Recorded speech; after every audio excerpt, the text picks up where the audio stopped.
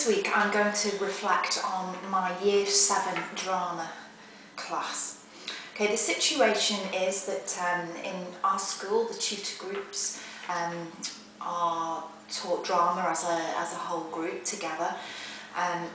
This particular tutor group within the first half term were displaying challenging behaviour. They have been on several class monitors where each teacher that teaches them has to fill in and comment on their behaviour and attitude in the class.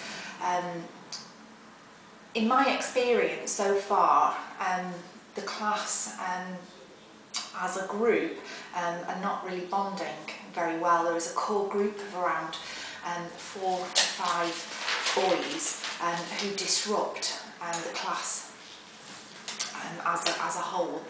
So my initial thoughts are one of, have to admit, frustration. It's a small minority of the class spoiling the drama for the majority. They get 1 hour of drama per week, and this is being spoiled for the majority of the pupils because of a small fraction of boys. I found that I was spending far too much time on behaviour management, and sometimes I have to admit not getting through the whole of the lesson, or rushing very much towards the end of the lesson, because I spent so much of my time on the small majority of the class who choose to behave poorly and disrupt. So what did I do? I made a rule on physical contact, and I found out pretty quickly that almost every task that I set the group up with involved these boys fighting. Physical contact, fighting, rolling about on the floor, which would then disrupt their group, which would then disrupt the lesson, not to mention it being a health and safety issue, and obviously I don't want any of them getting hurt. And so I spread the boys amongst the rest of the groups, and this was quite challenging because the boys, some of these boys, I'm afraid to say, had a poor attitude towards drama and did just want to be silly and fight all the time, and the rest of the class, nobody wanted them in their group. So it was easier initially to put them all into one group, because at least the other groups had a chance to fulfil their tasks. But I started to put them into groups myself, allowing the children who could behave well and who did want to work together, allowing them still to work together, but distributing these boys a bit more evenly, I found was helpful. And the no physical contact rule. I applied sanctions, and I referred to the rules which are on the drama studio wall. Fortunately, this class has both of their lessons in the drama studio, where I've put up rules and the behaviour and what's expected inside the drama studio. So I physically refer to the rules. Maybe I will get somebody to come up and read some of the rules and ask them, are you displaying this behaviour now? No, what should you be doing? I should be doing this, and that kind of brings them round to the rules, to their owning their own behaviour, and making them understand that they have a choice. Right, I'm going to quote now from Bill Rogers, who says that managing pupil behaviour is not simply about responding to inappropriate behaviour, but about creating conditions which will encourage positive behaviour. So I felt initially that that's what I was doing. I was just reacting to their poor behaviour, and I wanted to change the attitude of these core group of boys that were coming in with a negative, maybe that's too strong a word, a negative attitude, but they were coming in thinking, well, maybe I can just muck about in here for an hour, it's only drama, it doesn't really matter. And I wanted to change. I wanted to change that negative pattern of behaviour and that negative attitude towards the subject. My mentor's view was to put them on a drama monitor, which I'll refer to later on. So, what strategies did I do to encourage the positive behaviour and creating a positive environment to conduct the drama lesson? I suggested to the children that I would now give them 2 warnings only, then I would issue them with a yellow card. If they disrupted further, then I would send them to a green room, which is an agreed place, another classroom. And I was not afraid to use the green rooms either, which I previously had been. I don't like sending children out of the class, but I realised that the negative impact on the rest of the class just couldn't go on, and the green rooms are there to be used if necessary. I also prepared written work for any disrupted pupils that were unable to follow instruction, and that I felt it didn't warrant the seriousness of sending them to the green room. And I prepared the work, I had it on the side with a pen, so I could just simply remove them and put them on the side. And this might only be for 10 minutes and calm them down. Then they've received a consequence, and they can see everybody else carrying on and creating their drama, having fun, and they're having to do written work.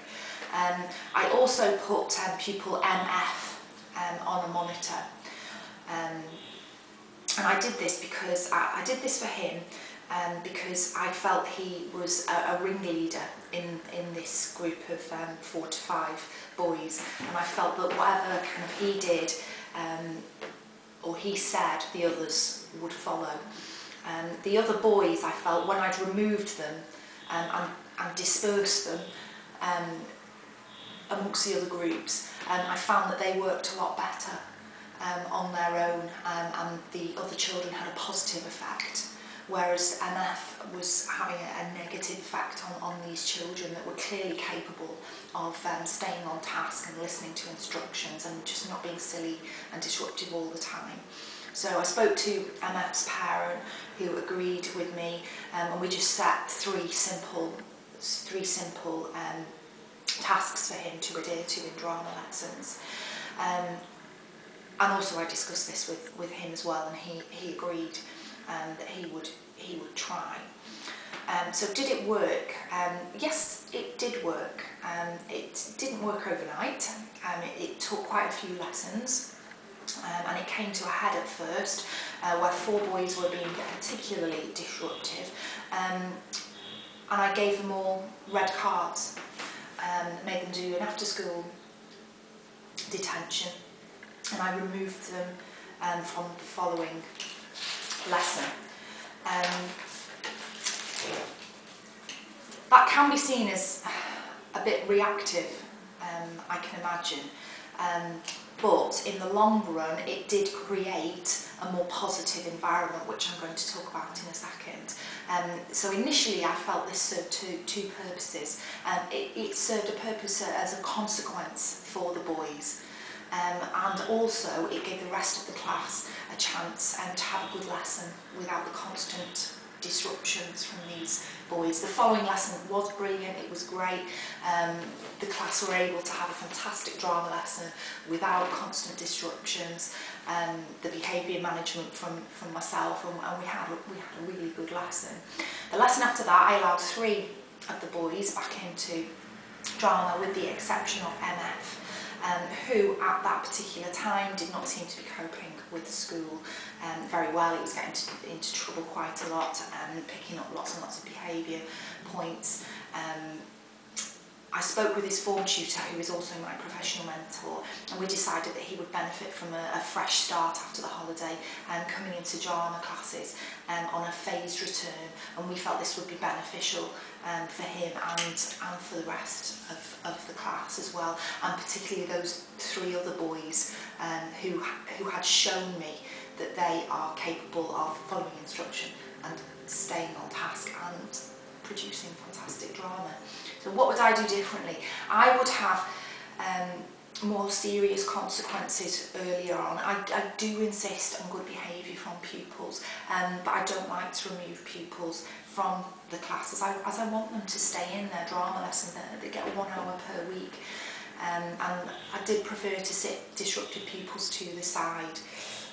However, the effect of removing the 4 boys from the lesson as a consequence was very positive, and this is what I was talking about earlier, that okay, that might have been seen initially as a reaction, but the following lesson that they came back in, it created a positive environment. It sent a message out to them and indeed to the rest of the class that you know, we don't tolerate silly behaviour, poor behaviour in here. We're in here for drama, we're in here for 1 hour per week. We've got to make the most of it, we've got to make it special. Their behaviour and attitude has improved vastly. They're still boys, they're 11 and 12-year-old boys, I accept that, but I still want them to come in. I want them to adhere to the rules, and I want to be able to be allowed to teach the lesson, and I want the other children to be allowed to enjoy their drama lessons. And I want to create a positive environment where learning can take place. Any slight sign of silliness or not following instructions now, I only have to remind them that poor behaviour will have its consequences. Most of the time now, that is enough to bring them back, get them back on task. You know, 2 of these boys are particularly good at drama and are capable of producing really good work, which is what I want them to do. I want them to be more focused, which they are now, more focused with a better attitude towards the subject and the class.